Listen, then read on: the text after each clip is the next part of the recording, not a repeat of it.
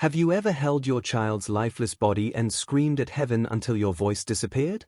Have you ever questioned whether God even exists while digging graves with your bare hands?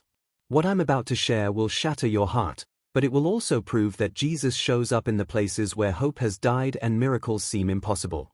This is the testimony of a father who lost everything in war, who watched his family starve, who buried his own children, and who met Jesus in the valley of death. Every word you're about to hear is based on real events that happen every single day in war zones around the world. Before we begin, I want you to know that we're family. No matter where you are right now, whether you're in Chicago or Cape Town, Mumbai or Mexico City, we are connected by the love of Christ. Please take a moment to comment below and tell us where you're watching from. Let's build a global prayer network right here, right now. Let's commit to lifting each other up because the enemy wants us isolated, but we are stronger together. Now, let me tell you my story. My name is Mahmoud Ibrahim, though that's not my real name. I have to protect my family who still lives in danger. I was born on March 19, 1987, in a small town in Yemen that most people have never heard of. My father was a fisherman and my mother made bread to sell in the market. We didn't have much money, but we had enough. Life was simple and predictable. I grew up playing soccer in dusty streets with my friends, going to school when I could, and helping my father repair his fishing nets.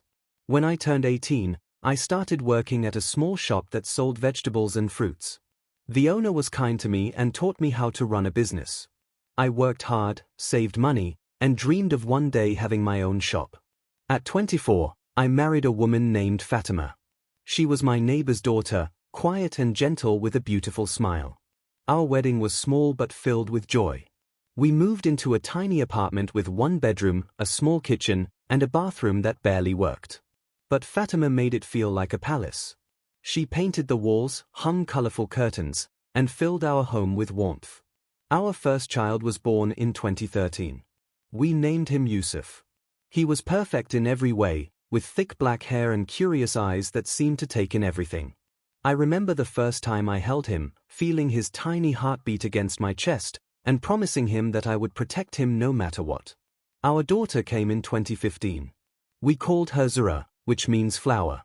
She lived up to her name, bringing brightness and laughter into our home.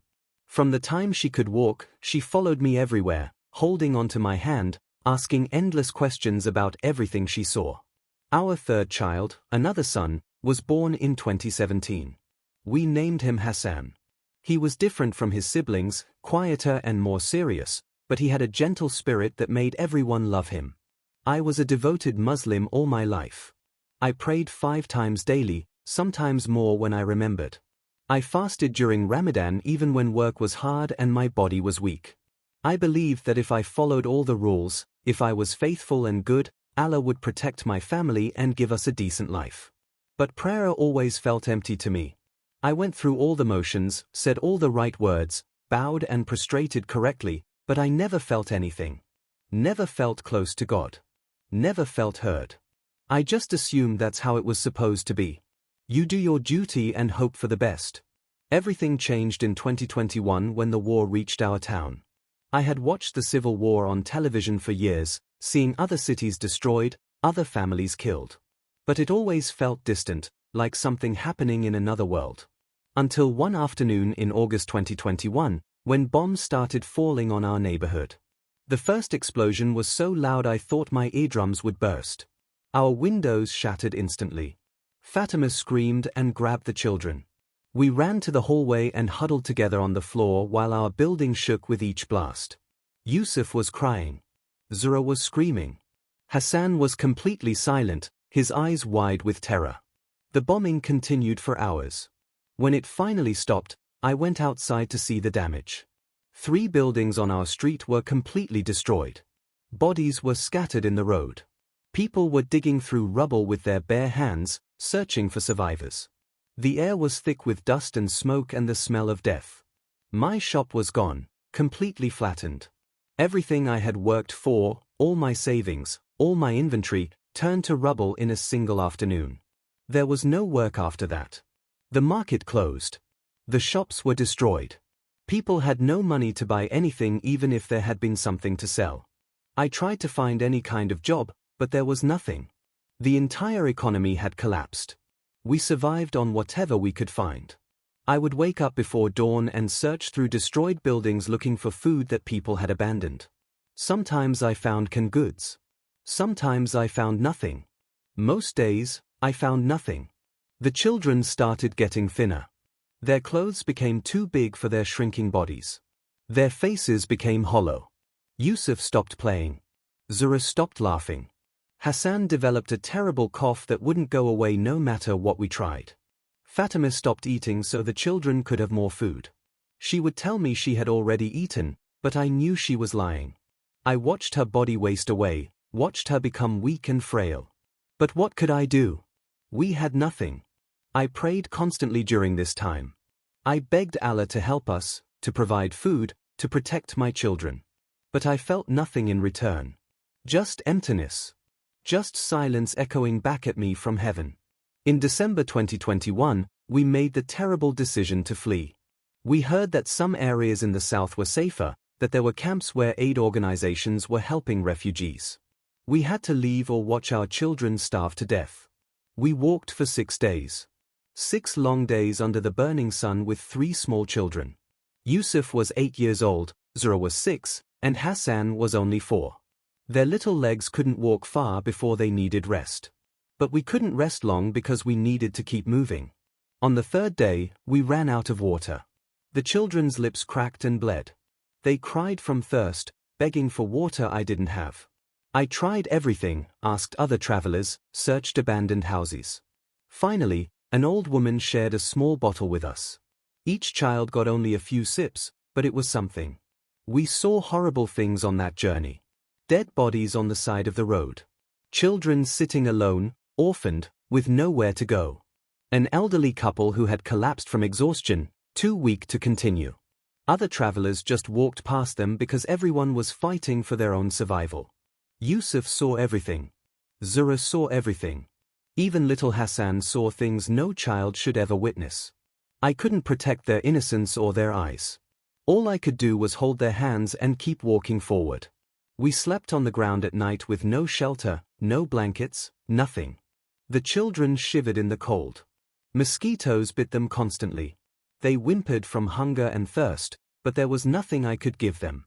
When we finally reached the refugee camp, I thought our nightmare would end. But it only got worse. The camp was massive, thousands of tents packed so tightly you could barely walk between them. The smell was overwhelming, a mixture of unwashed bodies, open sewage, and sickness. We were given a tiny tent that we shared with another family of 5. 10 people living in a space meant for 2. During the day, the heat inside the tent was unbearable. We could barely breathe. At night, it was freezing cold. We had only one thin blanket for all 5 of us. Food distribution happened once a week if we were lucky. When the aid trucks arrived, it was chaos.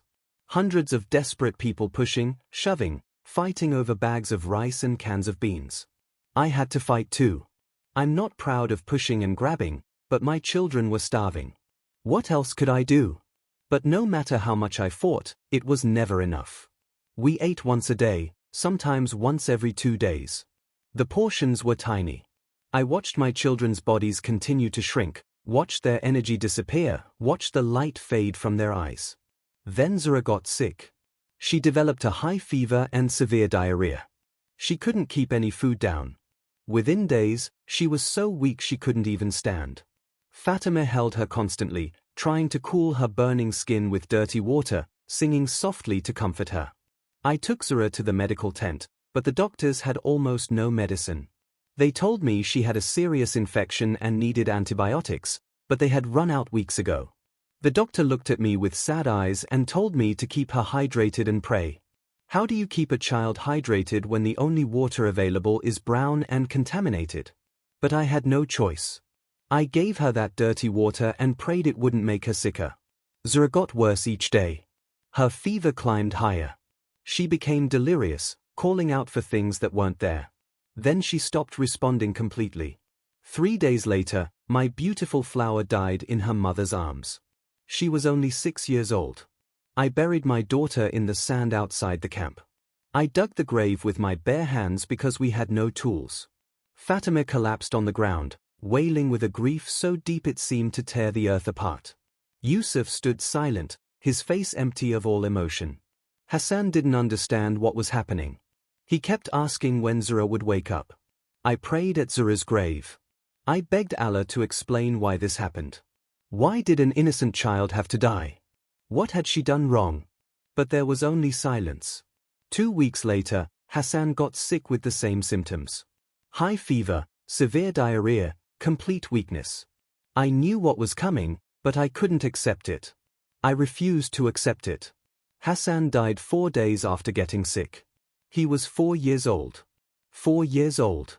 I buried my second child next to his sister. I dug another grave with my bleeding hands. Fatima didn't even cry this time. She just sat in silence, staring at nothing, her mind breaking under the weight of unbearable grief. Yusuf started getting sick next. The same fever, the same symptoms. I knew I was about to lose my last child, my firstborn son. I stopped praying to Allah. For the first time in my life, I stopped praying completely. What was the point? I had prayed every day and my children died anyway. Either Allah didn't hear me, or He didn't care. Either way, prayer was useless. Fatima stopped eating completely. She stopped drinking water. She stopped talking. She just sat in the corner of the tent, rocking back and forth, humming a lullaby to children who were no longer there. One night, I walked away from the camp and into the desert. I wanted to die. I wanted the pain to stop. I screamed at the sky, cursing God, cursing the world, cursing my own existence. And that's when it happened. I don't know how to explain it. I felt a presence behind me. I turned around, and there was a figure standing there, glowing with soft light. At first, I thought I was hallucinating from grief and starvation. But the figure spoke to me. Not with words out loud, but directly into my heart. He told me he saw my pain. He told me he was with me in my suffering. He told me that my children were safe with him now, and that he loved me. I fell to my knees, weeping uncontrollably. I asked who he was. He told me his name was Isa. Jesus. I was confused and afraid. I was Muslim. I wasn't supposed to be talking to Jesus. But the peace that came over me in that moment was more real than anything I had ever experienced. For the first time since Zura died, I felt something other than pain. Jesus showed me a vision of my children. They were healthy, laughing, playing in a beautiful place filled with light. Zura was singing. Hassan was running. They were alive and happy and free from all suffering. Then he told me something that changed everything. He said that he had died for me, that he had taken all the punishment for my sins, and that he wanted to give me new life. He said that he was the way to the Father, and that if I believed in him, I would have eternal life and see my children again. When the vision ended, I was lying on the ground in the desert, crying. But they weren't tears of grief anymore. They were tears of hope. I went back to the camp and told Fatima everything. She thought I had lost my mind. But when I described what I had seen and felt, she started crying. She told me she wanted that peace too. She wanted to see our children again. A few days later, a Christian aid worker came to the camp. His name was Samuel, and he worked with an organization that helped refugees. When I told him what had happened to me in the desert, he smiled with tears in his eyes. He said that Jesus had revealed himself to me, and that if I wanted to follow him, he would help me understand more. Samuel gave us a Bible in Arabic. He explained the gospel to us, about how Jesus died and rose again to save us from sin and death. He told us that faith in Jesus wasn't about following rules or earning God's favor. It was about accepting the free gift of grace that Jesus offered. Fatima and I read the Bible together every night. We learned about Jesus healing the sick, feeding the hungry, raising the dead, and loving everyone unconditionally. The more we read, the more we understood that this was the truth we had been searching for all our lives. We decided to follow Jesus together. Samuel baptized us in secret because it was dangerous. If the wrong people found out, we could be killed. But we didn't care anymore. We had found the source of true life, and nothing else mattered. Yusuf recovered from his sickness. The doctors couldn't explain it. They said he should have died like his siblings. But we knew Jesus had healed him. Following Jesus came at a cost. When some people in the camp discovered we had converted, they turned against us. We were threatened, called traitors, and told we deserved to die. We had to move to a different part of the camp for safety. But Jesus gave us strength. He provided for us in miraculous ways. He protected us when we should have been harmed. He gave us a community of other believers who became our family. Eventually, through Samuel's organization, we were resettled to a country where we could worship freely. We're safe now. Yusuf is growing up healthy and strong. Fatima is healing from her grief. We have a church family that loves us. I think about Zura and Hassan every single day. I miss them with an ache that never fully goes away. But I have hope now. Real hope. Not just wishful thinking, but confident assurance that I will see them again because Jesus conquered death. I don't know why my children had to die. I don't understand God's plan. But I know that Jesus was with us in our darkest valley. And I know that He is real, He is alive, and He saves. To every Christian reading this, please pray for refugees around the world. Pray for those in Yemen, Syria, Afghanistan, Sudan, and countless other places where people are suffering. Pray that Jesus would reveal Himself to them in their darkest moments. And if you've never given your life to Jesus, I invite you to do that right now. You don't need special words or perfect faith. Just a sincere heart. Pray with me. Jesus, I believe you are real. I believe you died for my sins and rose again. I'm sorry for everything I've done wrong. Please forgive me and come into my life. Make me new. I want to follow you forever. Thank you for saving me. Amen. If you prayed that prayer, welcome to God's family. Find a church, get baptized, read the Bible, and start your journey with Jesus. Please like this video, share it with others, subscribe to this channel, and comment below. Let's build a community of believers who pray for each other. God bless you all.